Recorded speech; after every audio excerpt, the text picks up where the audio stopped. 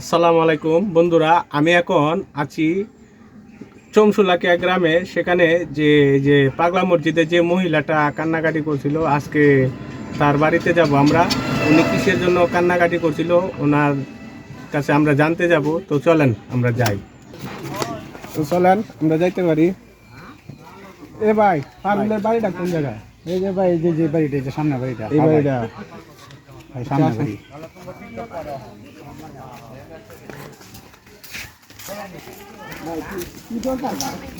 দরকার আছে। আচ্ছা, তো আমরা অবশেষে চলে আসলাম ওনার বাড়িতে। তো উনি ঘরে আছে কিনা তো দেখতে হবে। ভালো আছেন? তো আপনি একটু বাইরে আসেন, আপনার সাথে একটু কথা আছে। তো অনেক কষ্টে আপনারা পাইলাম। আপনার বাড়ি ঘরের ঠিকানাটা অনেক কষ্ট করে নিলাম, ঠিক আছে? তো আপনি একটু বাইরে আসেন, একটু কথাবার্তা বলি আপনার সাথে। আপনি বাইরে আসেন। এই যে আপনি পাগলা মসজিদে যে কান্নাকাটি করছিলেন, আমি ভিডিওটা করছিলাম। তো ভিডিওর কারণে অনেকজনে অনেক ধরনের কথাবার্তা বলছে। তো আপনি কিসের জন্য কান্নাকাটি করছিলেন সেই বিষয়টা নিয়ে একটু কথা বলবো। আমি তো ভিডিও আমি কাঁদছিলাম, আমি তো ভিডিও করার লেগে কাঁদছিলাম না। আমি কাঁদছি আমার মনের দুঃখ বেদনায় কাঁদছি, আমার যে কষ্ট বেদনা এই বেদনায় কাঁদছি। আমার কোলের শিশু তিনটা ছেলের শুধু মেয়ে বড় লোক বেদনাতে বেচছে বেড়া বড় লোক হইতেছে, কুটি হইতেছে। আমি আরেক পুতের মাথা ছাপ দিচ্ছিলাম, সেই পুতের মাথা ছাপতে চুরি হয়ে নিয়ে চোখ করছে কান্না। আমি আমার বেদনায় আমি কান্দি। আমি তো কোনো কিছু এতে কান্দি না। বেটা সংসারের লাগি বেটা 3 ফুট তৈয়া জি বড় লোক বেড়াতে দিয়া বড় বাবা সে বেটা সংসার করছে। এ বলছি বেটা সংসার করছে,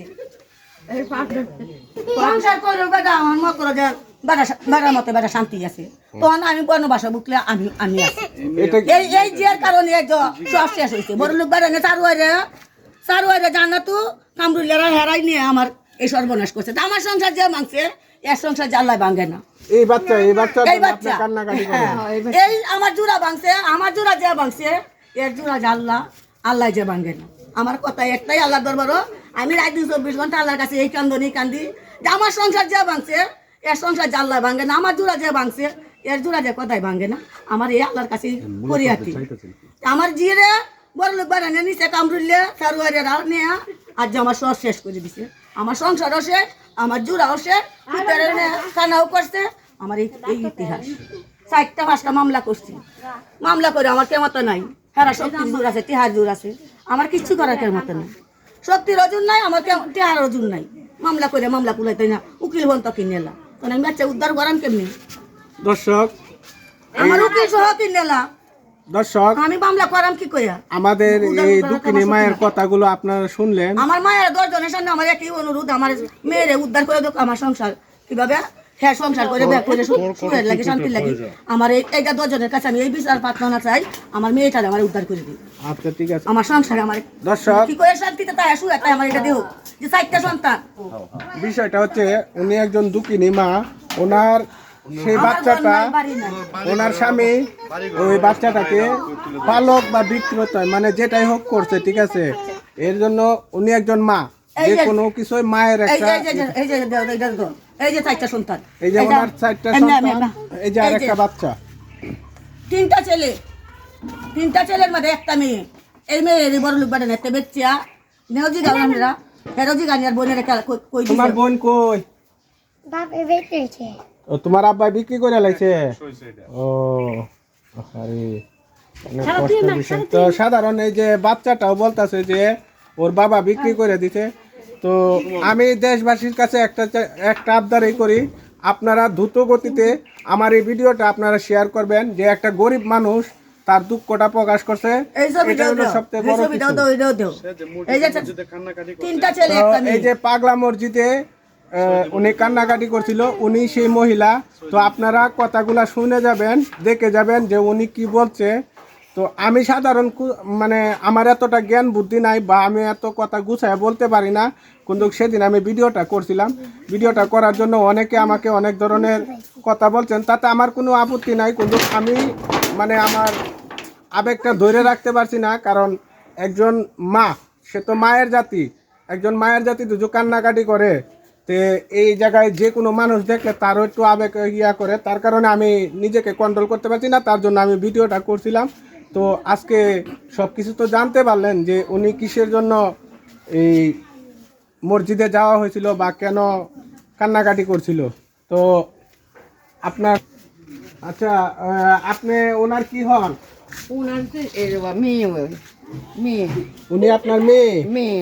ও, তাহলে এই আপনাদের সংসারে কেউ নাই, মানে না, কামাই রুজি করার মতো এরকম কেউ নাই? কেউ নাই। ও, কুতো নাই স্বামী আমার।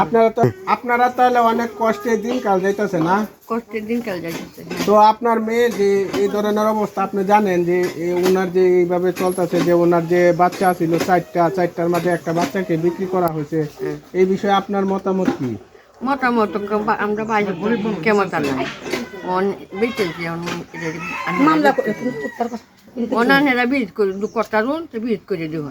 আমাদের সাধারণ মানুষ, আমার এই ক্ষমতা নাই, এই ক্ষমতা আছে আমাদের দেশের জনগণের। তারাই যদি এই বিষয়টা নিয়ে একটু মানে তারা ইয়া করে, তারা এটা করতে পারে। আপনারা এই দেশের জনগণের কাছে বলেন যে আপনাদের বিষয়টা যে কি করতো, তারাই পারবো। যে আমার ভূত নাই, আমার স্বামী নাই। অনানেরা যদি বাহরে যে নানের উপরে বার আর তোর কথা নাই।